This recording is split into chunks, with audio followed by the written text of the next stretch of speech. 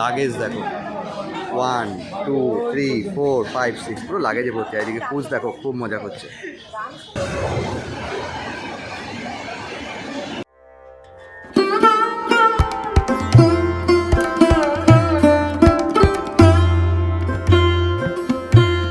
Good evening friends, আজকে হচ্ছে শুক্রবার, আর শুক্র থেকে শনি রবি সোম 3 দিন ছুটি।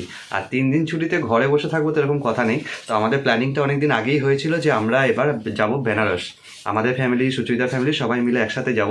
তো আজকে 9টার সময় ট্রেন আছে আমাদের, আগে বলা হয়নি, সমস্ত গোছগাছ করতে অনেক ব্যস্ত হয়ে গেছিলাম।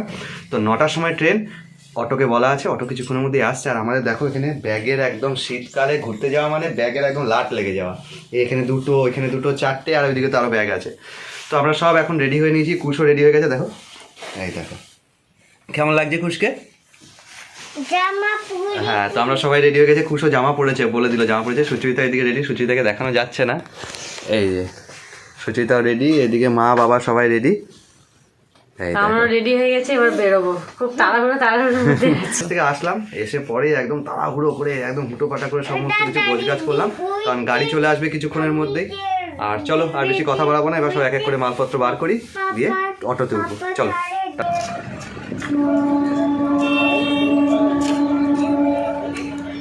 তো 1 ঘন্টার অটো জার্নি, 1 ঘন্টা নয়, বলা যেতে পারে 35 মিনিটের অটো জার্নি করে আমরা চলে এসেছি এখন দুর্গাপুর স্টেশন। আমাদের ট্রেন এখন আছে 9টা 12। আর এই দেখো দুর্গাপুর স্টেশন পরিষ্কার পরিচ্ছন্ন। এখন ওখানে বসবো প্ল্যাটফর্মে বসে খাওয়া দাওয়া হবে, তারপর গিয়ে আমরা ট্রেনে চাপবো। তো চলো প্ল্যাটফর্মের দিকে। তো দেখতে দেখতে আমরা এখন চলে এসেছি দুর্গাপুর স্টেশনে। আমাদের ট্রেনের অ্যানাউন্সমেন্ট এখন তো হয়নি, তো সেই হিসেবে আমাদের যা মোবাইলে দেখালো তাতে 3 নম্বর প্ল্যাটফর্মে আমাদের ট্রেন দেবে। আর ওই জায়গা মালগাড়ি যাচ্ছে ওইদিকে। ঘড়িতে বাজে 20:44, 9:45 বাজে, 9:12 নাগাদ করে আমাদের ট্রেন ঢুকে যাবে। আর এইদিকে দেখো লাগেজ দেখো 1 2 3 4 5 6 পুরো লাগেজে ভর্তি। এইদিকে পুজ দেখো খুব মজা করছে। তো আমাদের ট্রেন আসবে 9:12 থেকে 9:15 মধ্যে। ট্রেন রাইট টাইমে চলছে।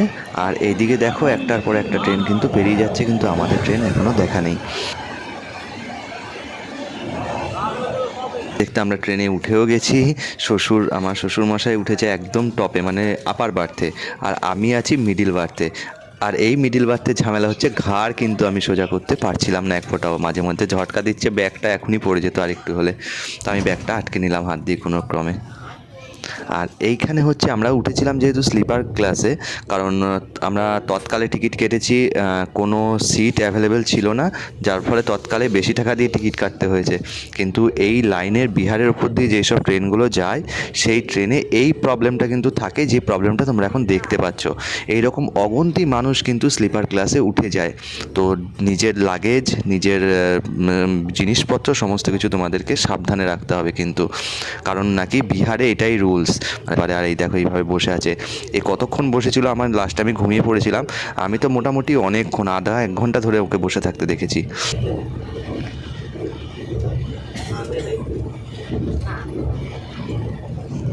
আর দেখতে দেখতে এখন সকাল হয়ে গেল। আর এখানে দেখো আমাদের কুশ বাবা কিন্তু এখনও ঘুমাচ্ছে। ও রাতে জানি না কতটা, কারণ সুচরিতা আলাদা বগিতে ছিল, আমরা আলাদা বগিতে ছিলাম। তো হয়তো আমি 2-4 বার এসেওছি, আমি সুচরিতার বগিতে এসে দেখে গেছিলাম, কারণ টেনশন হচ্ছিল যে বাচ্চাটা নিয়ে একদম লোয়ার সিটেও শুয়ে আছে। তো মাঝে মধ্যে এসে দেখে গেছি, তখনও ঘুমাচ্ছিল। এখনও সকালবেলা আসলাম, দেখছিও ঘুমাচ্ছে। আর এই দেখো বাইরে মনে হচ্ছে খুব ঠান্ডা।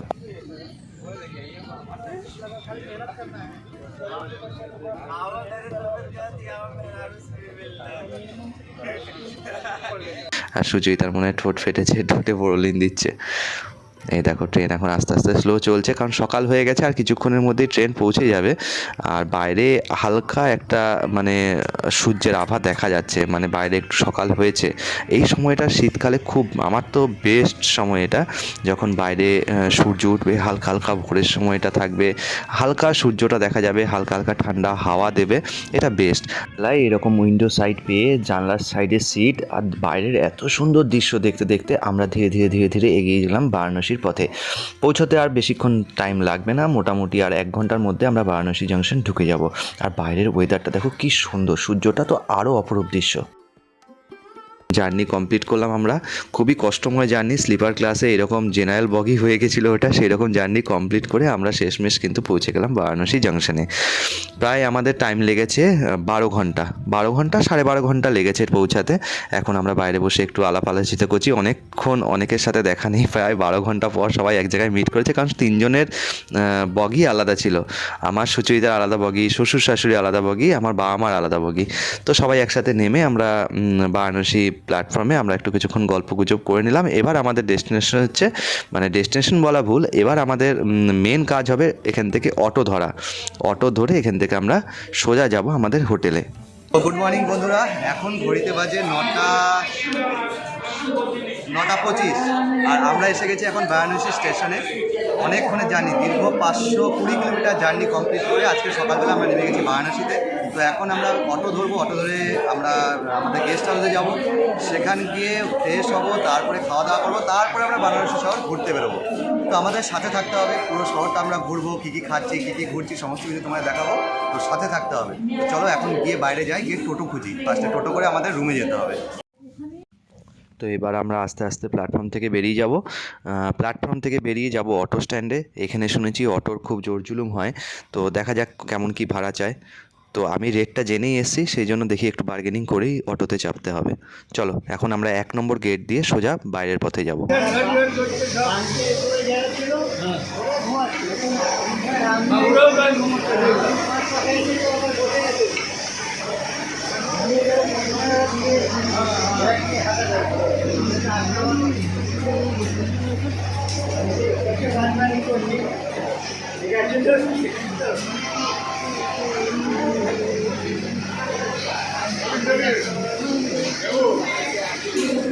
তো বেরিয়ে এসেছি প্ল্যাটফর্ম থেকে, আর এইখানে দেখো কত সুন্দর বারাণসী জংশনটা তোমাদের দেখা যাচ্ছে।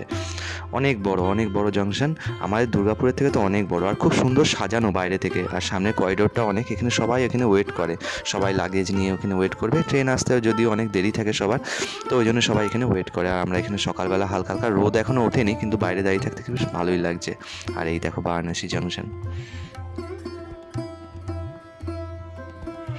এখান থেকে এবার আমরা অটো স্ট্যান্ড থেকে অটো ধরবো।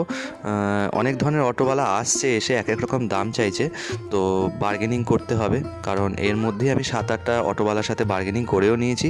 রেট তো বিশাল বলছে, কেউ 300, কেউ 250, কেউ 500, যে যেমন পারছে বলছে। তো দেখা যাক কোন অটোটা আমাদের ভাগ্যে জোটে। অনেকক্ষণ হয়ে গেল দাঁড়িয়ে আছি বাইরে।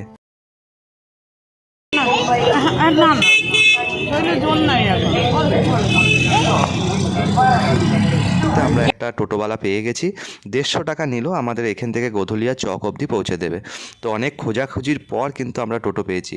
এমন নয় যে গিয়েই ফার্স্টে আমরা অটো বা টোটো পেয়ে যাব, খুব কষ্ট হয়। কারণ এখানে নতুন যখন দেখে যে বাইরে থেকে আসছে, যে যেরকম পাচ্ছে দাম চেয়ে বসে, তো তোমরা একটু বার্গেনিং করেই নেবে।